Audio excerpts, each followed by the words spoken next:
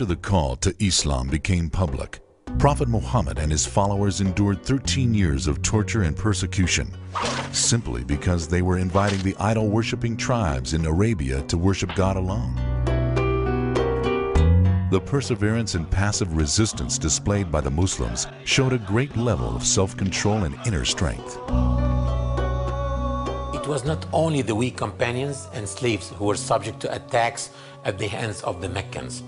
Also, companions of Prophet Muhammad from upper classes were not spared from one form of persecution or another, like Abu Bakr, who nearly died when he was beaten badly one day. It is worthy mentioning that the very first martyr in Islam was not a man at all, but a woman, Lady Sumayya, who was jabbed with a spear by Abu Jahl, one of the leaders of Quraysh, which proves that even women were not spared from persecution and killing. To really appreciate the suffering and sacrifice of the early Muslims, one would just really need to look at some of the historical narrations about what happened in Mecca during those days. We talk about an embargo. We're not only talking about an economic embargo, we're talking about an embargo that affected family relations, social relations, friends, relatives, affected the economic situation of the Muslims, affected their religious freedoms and political freedoms. It was an embargo that encompassed the entire community. And we look back at some of the reports, we find people saying that they ate grass. Some of the Muslims, like Sa'd ibn Abi Waqqas, he actually ate grass to survive. He had no food. We read the reports about children who were crying and screaming who had no food. And Muslims would go to their brothers' markets, fellow non-Muslims, and be refused to be sold food, even though the food was right there in front of them. So this was not only an economic embargo, but also a spiritual embargo, a social embargo, and most importantly, a mental embargo, which was designed to shake the Muslim community from their faith. To avoid getting captured by the Meccans, most Muslims had to immigrate secretly under the cover of the night, leaving behind all what they had of properties and memories. In Medina, 14 years after the beginning of the Prophet's mission, a revelation came from God permitting the Muslims to fight back. Permission was not given to them for more than 14 years, despite all of the killing of victims and the suffering they endured, because their hearts were not yet ready to perform jihad. The Quran gave permission to the Muslims to engage in combat with their persecutors for the first time.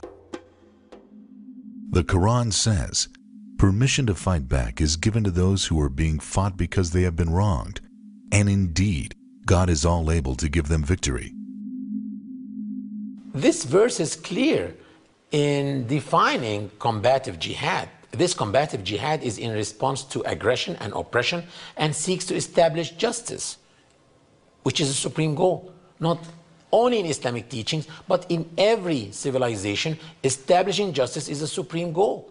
If you lose your homeland, well, Islam is encouraging Muslims to fight back and regain their freedom. A lot of discussions and a lot of differences over why Muslims fight, what justifies a Muslim to carry arms against others. As a convert to Islam, definitely that was a question that I had. And in recent years, due to the events that we've seen all over the world and the tragedies and killing of the innocents, I really had to do some soul searching. I was blessed to come and study in Al-Azhar University here in Egypt. And my 4th year of studies here, we actually studied an entire course on jihad. And in that book, it clearly states that the reason why Muslims fight is not because they're fighting people who don't believe in Islam, but that Muslims can fight even Muslims if there is a situation where injustice is being perpetrated against them. So the main reason for fighting in Islam, according to that text, which was written by a number of scholars, as well as the majority of classical Muslim jurists, is to repel injustice. Muslim scholars throughout history explain the rulings of combative jihad depending on the two primary sources of Islamic legislation, the Quran and the Sunnah. The teachings of Prophet Muhammad mainly focused on two things. When it is allowed to go for combat, and if you go for combat, the do's and don'ts in combat. According to the Quran, especially in chapter 22, in verses 39 to 40, one ground for jihad is to protect places of worship, such as monasteries, synagogues, churches, and mosques. The Quran says, "For had God not decreed to repel some people by means of others, demolition would certainly have come to many monasteries, churches, synagogues, and mosques, in which the name of God is much mentioned in praise." Another reason for jihad is failure to establish justice through peaceful means. Combative jihad is allowed only if the establishment or restoration of justice through peaceful means has failed. The Quran says, "Yet if they incline to peace, then you should also incline to it." This is one of the main rulings in Islam, that Muslims cannot perform combative jihad if their enemy wants peace. And of course, peace doesn't mean just ceasefire. Peace means ceasefire, we are returning back your rights. So that was crystal clear in the Quran and in the Sunnah of Prophet Muhammad, peace be upon him, that Muslims should try to establish justice through all possible peaceful means. And if this happens, then Allah is opening no way for them to fight. The Quran says, "Therefore, if they withdraw from you and fight not against you and offer you peace, then Allah accords you no lawful way to fight against them." Peace always comes as the first option in Islam. One of the chapters of the Quran is called Al-Fath in Arabic, which means the manifest victory. And it starts like that. Surely we have granted you a manifest victory. And guess what? This victory was not in any battle. This victory was a peace treaty called Al-Hudaybiyah Peace Treaty. So what do you think about a book that calls a peace treaty a manifest victory? Is this book promoting peace or war? Amongst the Prophet's teachings was the direction not to crave conflict.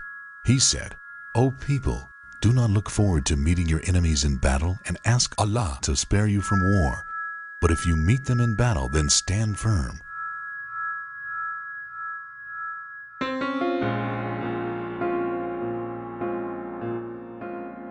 The right of a people to resist occupation by a foreign army is proving to be a powerful catalyst for many contrasting arguments in today's world.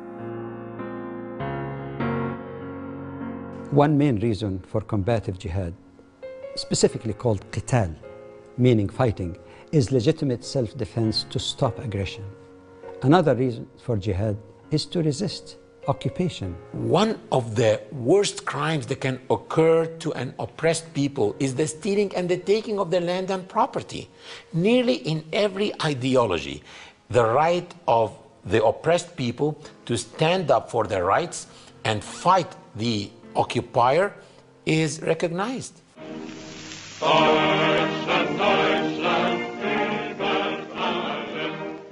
Islam encourages Muslims to resist occupation, which is in fact considered to be a form of enslavement. This is clearly unacceptable and humiliating for the occupied people.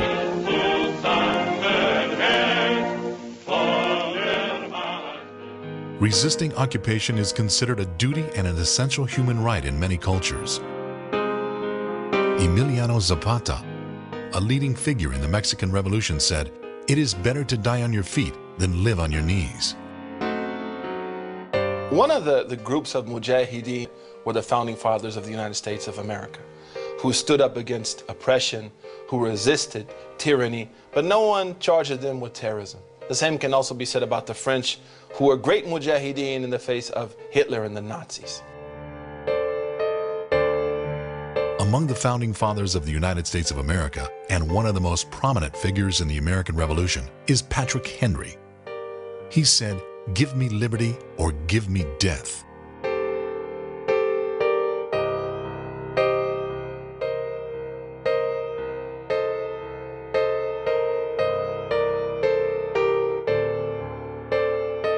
No one can blame the founding fathers of the United States of America in fighting and resisting for the sake of freedom.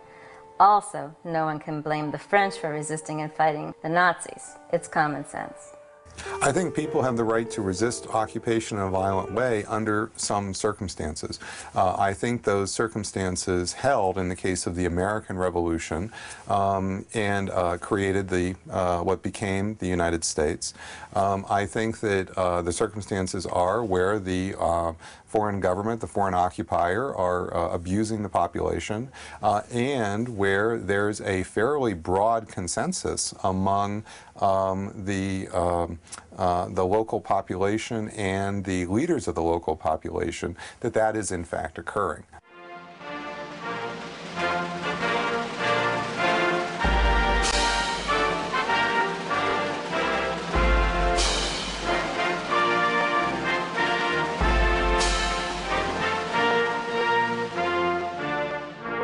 The United States was founded on a revolution. It was a right of the people to overthrow an abusive government. This was something that was enshrined in our Declaration of Independence. This is what the Declaration is all about.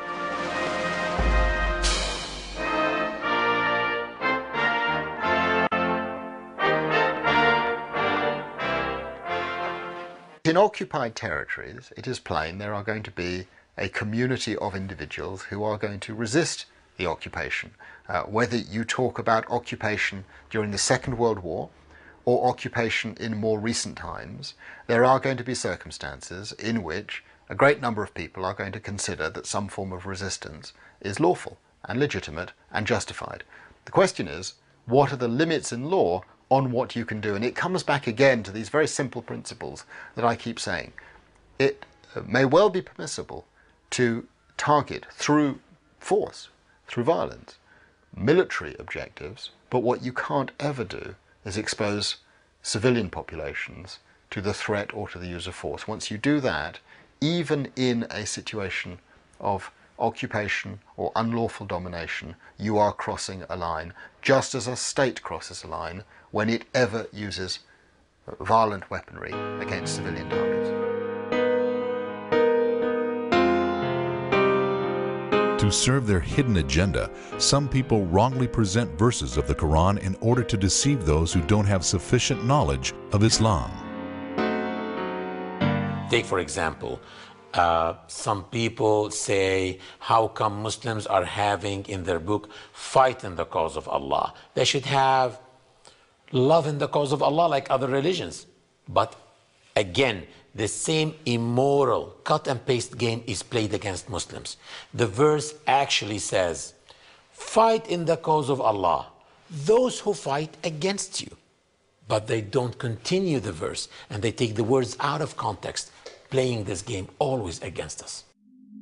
The Quran says, and fight in the cause of God those who fight against you, but begin not hostilities. Indeed, God does not love those who commit aggression. A major problem within the Muslim community as well as outside of it is what I call drive-through jurists or cut-and-paste jurists. Those people, whether they're Muslims or not, who take, splice up verses, edit them, add a little TiVo, or maybe even give it a little, a cut and paste job here and there, and present verses and statements of the Prophet, peace be upon him, either which are not complete or out of context, using those verses and using those statements of the Prophet to justify egregious actions. Some people say, how come Muslims are having in their book, kill them wherever you find them? As if the Quran is only encouraging Muslims to kill non-Muslims. As if Muslims should walk with 2 machine guns to kill non-Muslims wherever they find them. But they are playing the same immoral cut and paste game. If you read the verse as a whole, it says, kill them wherever you find them and drive them out from where they drove you out. This verse is telling Muslims to fight their occupiers and regain back the freedom of their homeland.